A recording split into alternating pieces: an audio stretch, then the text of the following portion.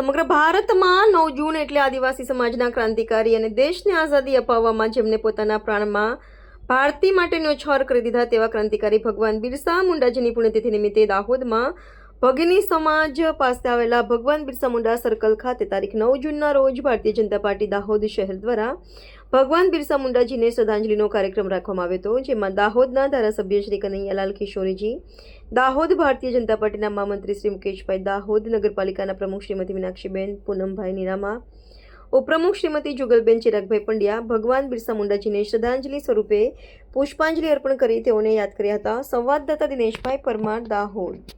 નમસ્તે મિત્રો, હું છું ચાંદની પરમાર. આપની મનપસંદ ચેનલ એટલે કે દીવ મિરર ન્યૂઝ ચેનલને લાઈક કરો, શેર કરો અને ફોલો કરો. અને હા, તેમાં દરરોજ તાજા સમાચાર જોવાનું ભૂલશો નહીં. નમસ્કાર દર્શક મિત્રો, હું છું પાયલ બામભણિયા. આજના મુખ્ય સમાચાર દેશ વિદેશ ગુજરાત રાજ્યના તાજા બ્રેકિંગ સમાચાર નિહાળો દીવ મિરર ન્યૂઝ ચેનલ પર દરરોજ રેગ્યુલર.